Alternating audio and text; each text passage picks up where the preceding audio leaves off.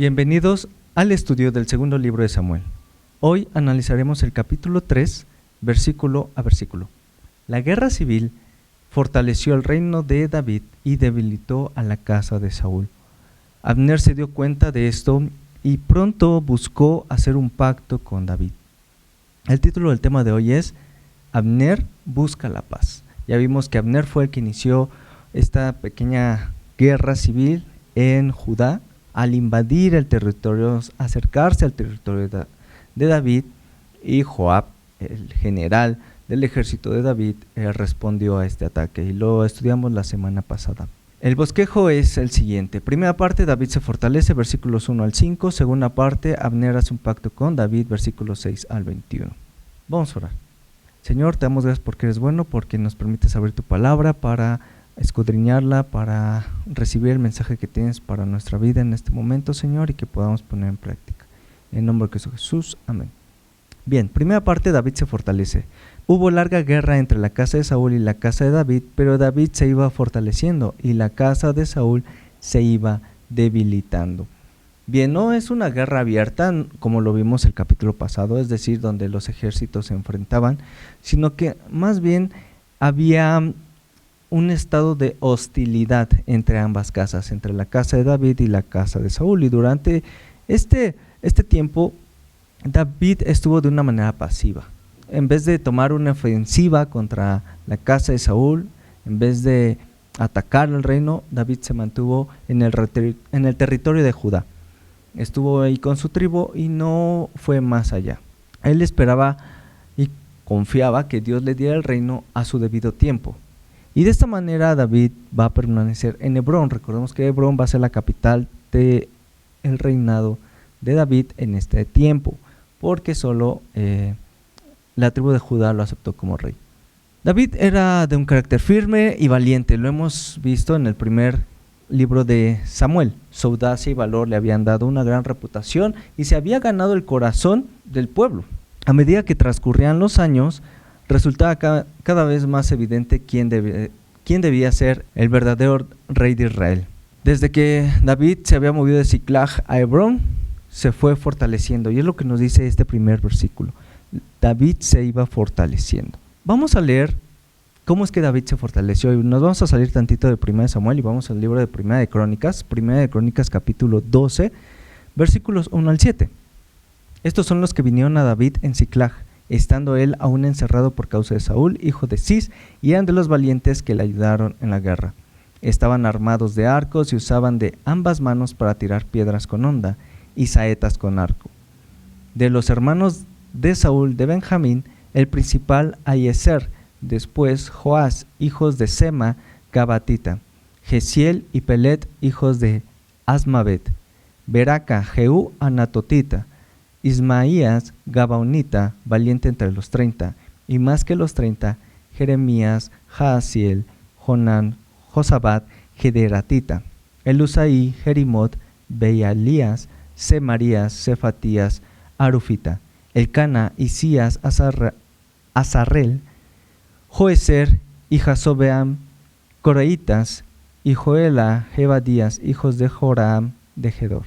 Bien, todos estos fueron los hermanos de Saúl, nos dice el versículo 2, de Benjamín, es decir que ya desde que David estaba en Siclag, parte de la tribu de Benjamín, parte de la familia de Saúl ya se había unido a él y fueron con David, y vemos a 30 valientes, vemos hombres armados con arcos que usaban ambas manos para arrojar piedras y saetas, eran hombres de guerra. Sigamos leyendo. Ya vimos a los de la tribu primeros valientes que ayudaron a David en la guerra, incluidos de la tribu de Benjamín. Ahora vamos a ver hombres de la tribu de Gad, versículos 8 al 14, seguimos leyendo 1 Crónicas capítulo 12. También de los de Gad huyeron y fueron a David, el lugar fuerte en el desierto, hombres de guerra muy valientes para pelear, diestros con escudo y pavés. Sus rostros eran como rostros de leones y eran ligeros como las gacelas sobre las montañas. Ezer el primero, Obadías el segundo, Eliab el tercero, Mismana el cuarto, Jeremías el quinto, Ataía el sexto, Eliel el séptimo, Joanán el octavo, Elzabad el noveno, Jeremías el décimo y Macbanaín el undécimo. Estos fueron capitanes del ejército de los hijos de Gad. El menor tenía a cargo de 100 hombres y el mayor de 1000. Bien, vemos otra vez hombres preparados en la guerra, de la tribu de Gad. Hombres que dicen que sus rostros eran como leones y eran ligeros, es decir, que corrían muy rápido, como las gacelas. De esta forma poética los describen cómo se movían entre las montañas. Ahora ya tenemos los valientes, tenemos a la tribu de Gad. Sigamos leyendo, versículos 16 al 18 de la tribu de Benjamín y de Judá. Asimismo, algunos de los hijos de Benjamín y de Judá vinieron a David al lugar fuerte, y David salió a ellos y les habló diciendo: si habéis venido a mí para paz y para ayudarme, mi corazón será unido con vosotros, mas si es para entregarme a mis enemigos, sin haber iniquidad en mis manos, véalo el Dios de nuestros padres y lo demande. Entonces el Espíritu vino sobre Amasai, jefe de los 30, y dijo: por ti, oh David, y contigo, oh hijo de Isaí, paz, paz contigo, paz con tus ayudadores, pues también tu Dios te ayuda. Y David los recibió y los puso entre los capitanes de la tropa. Bien, vemos aquí más capitanes, más ejército de la tribu de Benjamín y de Judá, y vemos que lo fueron a buscar en un lugar fuerte, es decir, cuando David estaba en el desierto, los de Gad lo buscaron en la cueva. Recordamos Adulam, que precisamente esta palabra Adulam es cueva, donde David compuso unos salmos, que también lo vimos en Primera de Samuel. Vamos a terminar Primera de Crónicas 12, seguimos en ese mismo capítulo, versículos 19 al 22, de la tribu de Manasés. También se pasaron a David algunos de Manasés, cuando vino con los filisteos a la batalla contra Saúl, pero David no les ayudó, porque los jefes de los filisteos, habido consejo, lo despidieron, diciendo: con peligro de nuestras cabezas se pasará su señor Saúl.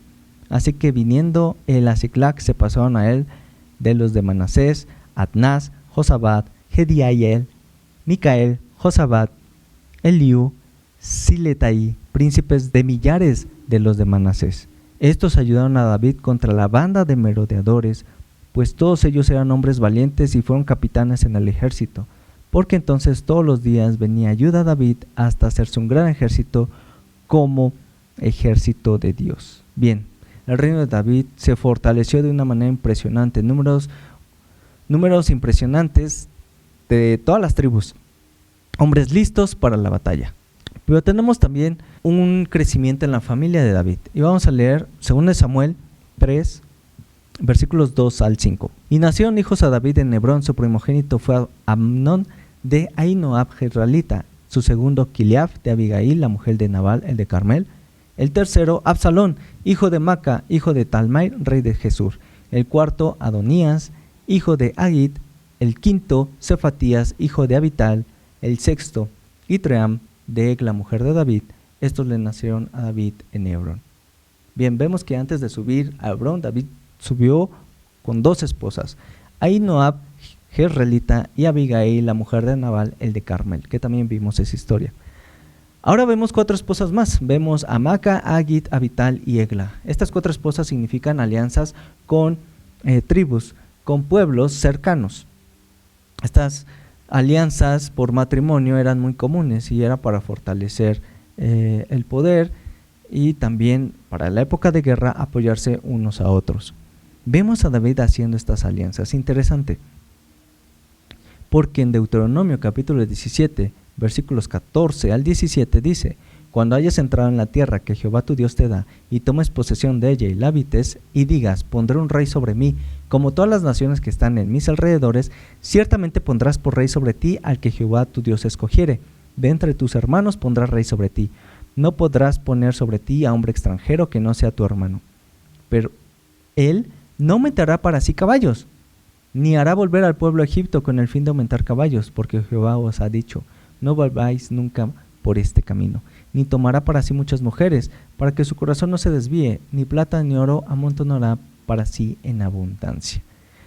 Y esto era la ley que Dios había establecido con Moisés para cuando Dios sabía que iban a pedir un rey. Así que Dios se anticipó y dijo: si lo van a querer, van a seguir estos preceptos. Yo lo voy a escoger, o sea, Dios lo va a escoger, será entre sus hermanos, porque veremos que en la tribu de Edom, por ejemplo, los descendientes de Saúl, escogían un rey extranjero que no fuera de ellos, algo que también hacían otros pueblos. Pero dice Dios, no, lo van a escoger de entre sus hermanos, yo lo voy a escoger de entre sus hermanos, y además que no acumule caballos, interesante, que no los haga regresar a Egipto y que no tenga muchas mujeres. Y bueno, esto lo vamos a ver en un rey muy especial más adelante, donde se dividirá el reino. Pero bueno, no nos adelantemos. David no va a seguir ese tercer consejo, ¿no? El de casarse con muchas mujeres. David tuvo 6 hijos, un hijo por cada esposa, y por lo tanto en la casa de David van a surgir luchas, van a surgir contiendas, discordias, celos, amarguras, pleitos, que no solo produjeron una mala relación en su familia, sino también el pueblo va a salir perjudicado. 3 hijos de David que nacieron en Hebrón le van a provocar muchos disgustos y dolores a su familia y a la nación, pero esto lo veremos más adelante. Mientras David se iba fortaleciendo, la casa de Saúl se iba debilitando. Segunda parte, Abner hace un pacto con David. Vamos a leer el versículo 6. Como había guerra entre la casa de Saúl y la de David, aconteció que Abner se esforzaba por la casa de Saúl. Bien, Abner había sido un comandante del ejército de Saúl, de hecho el principal, y era el hombre más distinguido de todo Israel, y fue el principal instrumento o el responsable de esta rebelión, de esta resistencia a que David fuese rey sobre todo Israel, quien en un acto desesperado escogió al único hijo de Saúl, que aún estaba vivo, Is-Boset, de 40 años, que no fue a esa guerra donde murieron sus otros hermanos y David, lo tomó y lo puso como rey de las otras 11 tribus. Abner tenía un papel cada vez más importante en la casa de Saúl, era la piedra principal. Si él moría, todo ese esfuerzo, toda esta resistencia caería y David sería el único rey. Y Is-Boset nunca había podido ser rey si no fuera por su tío Abner. Pero va a ocurrir algo que va a cambiar el corazón de Abner. Versículos 7 al 11. Y había tenido Saúl una concubina que se llamaba Rispa, hija de Aja, y dijo Is-Boset a Abner, ¿por qué te has llegado a la concubina de mi padre? Y se enojó Abner en gran manera por las palabras de Is-Boset y dijo, ¿soy yo cabeza de perro que pertenezca a Judá? Yo he hecho hoy misericordia con la casa de Saúl tu padre, con sus hermanos y con sus amigos, y no te he entregado en mano de David, y tú me haces hoy cargo del pecado de esta mujer. Así haga Dios a Abner y aún le añada, si como ha jurado Jehová a David, no haga yo así con él, trasladando el reino de la casa de Saúl y confirmando el trono de David sobre Israel y sobre Judá desde Dan hasta Berseba. Y él no pudo responder palabra a Abner porque le temía. Bien, en los países orientales se consideraba que que el harem de un rey se convertía en propiedad del sucesor, es decir, que no solo quien heredaba el trono heredaba la nación, los cargos, el dinero, todo, sino que también el harem. Por lo tanto, tomar una mujer que le había pertenecido al rey anterior se considera como pretender el trono. Esto es algo muy importante. Es por eso que cuando Is-Boset le reclama, dice, ¿por qué te has unido? ¿Por qué te has tenido relaciones con la concubina de mi padre? Lo está acusando de querer tomar el trono. Y ya hemos visto que Abner es la pieza fundamental, la piedra prácticamente donde todo el reino de Israel se mantenía seguro. Pero Abner también le echa en cara a Is-Boset que si él era rey se lo debía a Abner. Y Abner le dice, ok, me has echado en cara esto, tú sin mí no eres nada, y ¿sabes qué? Voy a hacer un juramento, y lo hemos leído este juramento. Voy a pasar el trono a David, es decir, se lo voy a entregar. Como Dios se lo ha prometido, yo voy a cumplir. Ahora que Abner dice, yo voy a cumplir la voluntad de Dios, ¿no? Y aún así Dios me castiga si no lo hago, ¿no? Son incomprensibles estas palabras de Abner, pero vemos ya una decadencia en el pueblo de Israel, una decadencia tanto a la ley de Dios, que vemos que en este pequeño conflicto que tienen estos dos hombres va a surgir algo muy fuerte, y es que Abner va a transferir el reino de Saúl a David, y es un juicio muy apresurado. Están en el calor de una discusión, y tal vez el comandante debió de haber medido sus palabras. Sin embargo, la sostiene y toma un juramento con el cual promete entregar el reino a David. Parece que el reproche de Isboset le dio oportunidad de efectuar esta decisión. Muy probablemente ya lo había pensado, al ver que David ya tenía un poderío militar, tenía un poderío familiar, porque le habían nacido 6 hijos, lo cual para un rey era algo muy importante, tener un hijo al cual heredar el trono. Isboset no tiene hijos, no tiene con quién heredar el trono, a quién entregárselo, así que hay algún problema. Entonces a varios comentaristas dicen que muy probablemente Abner ya había pensado en entregarle el trono a David, pero no había encontrado la oportunidad, y esta pequeña discusión la toma como una excusa. Entonces va a iniciar las negociaciones. Vean qué tan importante son las palabras de Abner, las voy a enfatizar y la voy a dividir. Antes de hablar de paz, vamos a hablar de tierra. Entonces leamos el versículo 12. Entonces envió Abner mensajeros a David de su parte diciendo: ¿de quién es la tierra? Y que le dijesen: haz pacto conmigo, y aquí que mi mano estará contigo para volver a ti todo Israel. Abner reconoce que está en condiciones de negociar con David y que va a realizar una transferencia, no de una heredad, no de un reino, de tierra. Es algo muy importante, y es muy interesante que Abner haga esta propuesta con una claridad muy fuerte al utilizar esta metáfora, al utilizar las palabras de quién es la tierra. Esta pregunta, ¿de quién es la tierra? Bueno, pues de Dios. Lo leímos que en Levítico 25, que de Dios es la tierra, ¿no? No se venderá la tierra, porque Dios es el dueño de la tierra, pero lo ha dado en heredad. Y en este giro de palabras, en esta sola pregunta de quién es la tierra, dice: la tierra es de Dios. ¿Y Dios a quién le entregó esta tierra? Pues a su pueblo, y a ti como su gobernante. En esta pequeña palabra, en esta pequeña pregunta, viene todo una riqueza de contenido, de promesas de Dios para David. Y David lo entiende, pero Abner dice: pero quiero sacar provecho, haz pacto conmigo. Esta propuesta revela este espíritu egoísta de Abner. Se pondría de parte de David, pero solo con una condición, y quería estar seguro de que fuera pagada el precio, ¿no? Te voy a entregar la tierra, sí, Dios te la ha dado, pero adivina qué, yo la tengo. ¿La quieres? Te va a costar. Pero David escucha esas palabras y va a responder. Versículo 13. David dijo: bien, haré pacto contigo, mas una cosa te pido: no me vengas a ver sin que primero traigas a Mical, la hija de Saúl, cuando vengas a verme. Bien, Mical había sido dada a David después de que derrotó a Goliat. Por eso es que lo pide. Y es una justa demanda. Estaba también otra parte. David también es muy astuto al negociar. Le dice, escucha el precio de Abner y dice: ok, lo voy a pagar, pero quiero que me hagas justicia. Y demanda un factor que es un factor más que nada político, porque pide la hija de Saúl. Y esto entre los partidarios o seguidores de Saúl era algo muy atractivo. Que una hija de Saúl ahora fuese reina de Judá demostraba, en primer lugar, que David no le guardaba resentimiento a Saúl, y en segundo lugar, que le daba el derecho a David al reino por ser yerno de Saúl. Al tener a la hija, pues se convierte en el yerno y tiene toda la autoridad para tomar el reino de Israel. Vemos aquí una negociación impresionante en tan solo 2 versículos y con muy pocas palabras.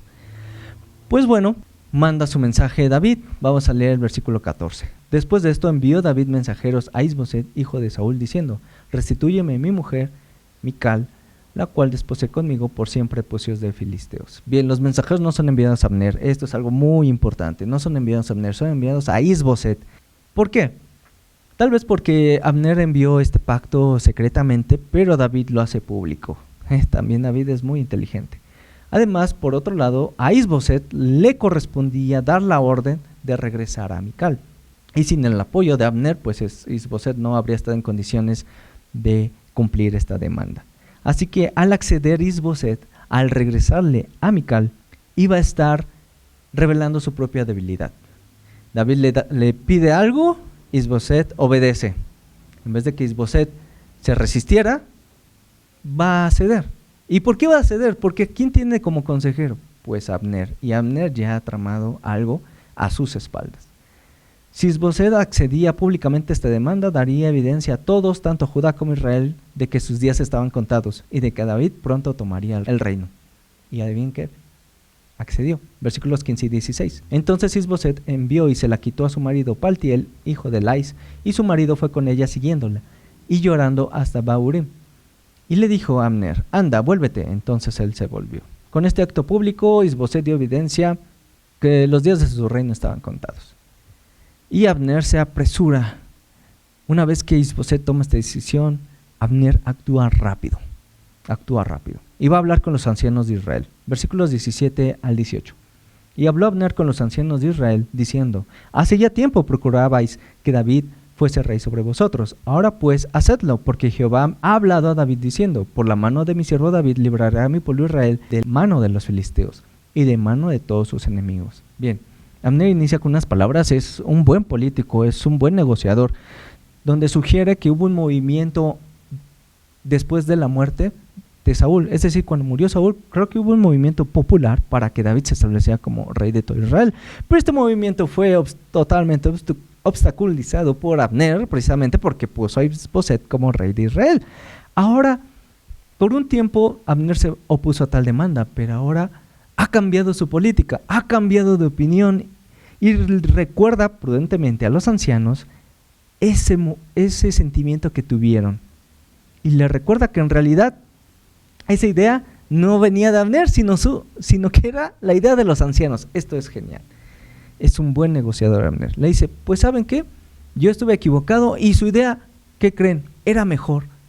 Hagamos lo que ustedes quieran. Entonces, de esta manera, Abner obtiene el consentimiento de los ancianos, la cooperación de los magistrados más distinguidos para lograr el éxito de su plan.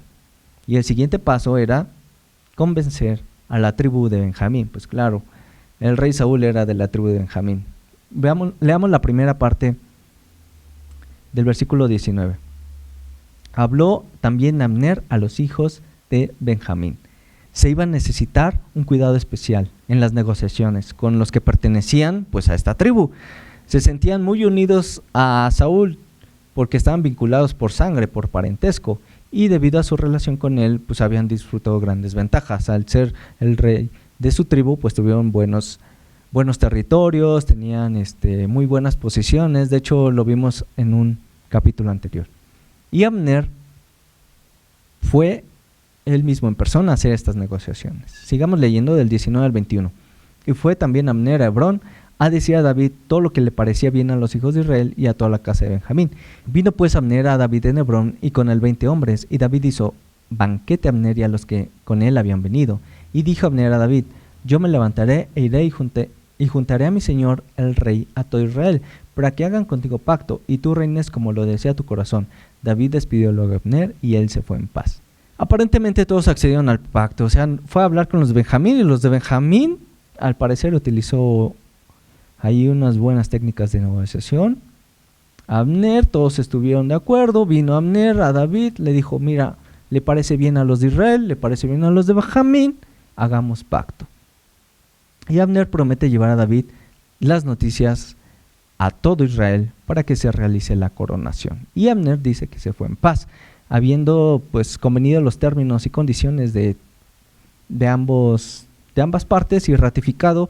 Solo faltaba la ratificación de este pacto. Abner volvió para llevar a cabo su parte del convenio. Y en algunos aspectos Abner tenía grandes habilidades militares, había sido considerado un gran hombre de Israel.